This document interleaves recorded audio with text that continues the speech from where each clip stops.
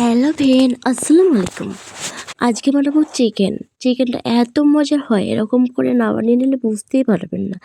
চিকেনের স্কিন সহ আমি বানিয়ে নেবো। এই জন্য চিকেনটাকে নুন হলুদ মেখে আমি ভালো করে কিন্তু চিপে চিপে নিয়েছি, যাতে কোনো পানি না থাকে চিকেনের গায়ে, তাহলে কিন্তু এটা ফ্রাই হবে না। তারপর তেল গরম করে তেলের মধ্যে এগুলোকে দিয়ে ফ্রাই করে নিতেছি।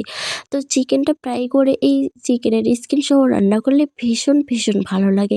একবার হলো এরকম করে আপনাদের বাসায় আপনারা ট্রাই করতে পারেন, এতটা মজার হয়। এখন এই চিকেনটা আমার ফ্রাই করা হয়ে গেছে, দেখতেই পাচ্ছেন।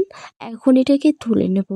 আর ওইদিকে যে স্কিনটা আছে ওটা আমি ভালো করে পরিষ্কার করে নিয়েছি। করার মধ্যে আমি দিয়ে দেব পেঁয়াজ কুচানো, তার মধ্যে দারুচিনি আর এলাচ তেজপাতা। এটা দিয়ে পেঁয়াজটাকে হালকা লাল করে ভেজে তারপর এর মধ্যে কেটে রাখা আলুটা দিয়ে দিলাম। আপনারা চাইলে আলুটাকে নুন হলুদ মেখে আবার ভেজে নিতে পারেন। তো আপনারা জানেন যে স্কিনটা পরিষ্কার করতে অনেক অনেক সময় লাগে, আর এই জন্য আমি এক্সট্রা করে আলুটাকে ভেজে নিই। তো আলুটা এর মধ্যে দিয়ে 1 মিনিট পর আমি স্কিনটা দিয়ে দিয়েছি চিকেনের। তো দিয়ে তারপর এটার মধ্যে দিয়ে দিয়েছি কাঁচামরিচ বাটা, রসুন বাটা আর আদা বাটা, আর এখানে আছে 4-5টার মতো এলাচ। এটাকে ভালো করে পেস্ট করে নিয়ে এই পেস্টটা এর মধ্যে দিয়ে দিয়েছি। তো এখন এর মধ্যে চিকেনটা যে ফ্রাই করে রেখেছি ওইটাই এর মধ্যে দিয়ে দিলাম। এখন এটাকে আমি ভালো করে কষিয়ে নেব। এর মধ্যে দিয়ে দেবো 2 চামচ জিরা গুঁড়া, 2 চামচ ধনিয়া গুঁড়া, আধা চামচের মতো দিয়ে দেবো গরম মশলা গুঁড়া। এটাকে দিয়ে আমি ভালো করে কষিয়ে নেব। যতক্ষণ পর্যন্ত এটা কড়াইতে লেগে যাচ্ছে ততক্ষণ পর্যন্ত এটা ভালো করে কষিয়ে নিতে হবে। তো আমি ওইটাকে ভালো করে কষিয়ে নিয়ে তারপর এর মধ্যে পানি দিয়ে দিলাম, 3-4টা কাঁচামরিচ দিয়ে দিয়েছি। আমি ঢাকনা দিয়ে এটাকে সিদ্ধ হতে দিলাম। হলুদ স্বাদ মতো নুনটাও দিয়ে দিয়েছি। সিদ্ধ হইতেছে চিকেনটা, আমি আবারও বেশ কিছুক্ষণ কিন্তু সেদ্ধ করে নিয়েছি।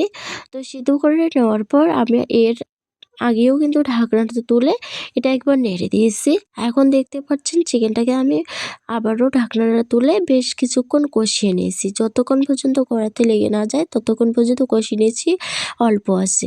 এখন চিকেনটা কষানো হলে এর মধ্যে ঝোলের পানি দিয়ে দিয়েছি আমি 1 চামচ আবারও গরম মশলা।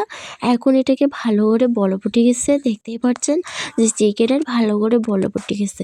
এখন নামিয়ে নিয়েছি আর দেখতে পাচ্ছেন কালারটা কত সুন্দর এসেছে। আমি কিন্তু 3-4টার মতো শুকনো মরিচ দিয়েছি। এটাকে একটু পেস্ট করে নিয়ে দিয়েছি, শুকনো মরিচের গুঁড়া এখানে দেওয়া হয়নি। তো কালারটা দেখে বুঝতেই পারছেন কতটা টেস্টি হয়েছে। দেখতে যেমন খেতেও মাশাআল্লাহ দারুণ হয়েছিল। এটা কিন্তু স্কিন সহ ভীষণ ভালো লাগে। আর যদি চিকেনটা এরকম করে ফ্রাই করে রান্না হয় আরও ভীষণ ভালো লাগে। তো রেসিপি কেমন হয়েছে কমেন্টে জানাবেন। আল্লাহ হাফেজ।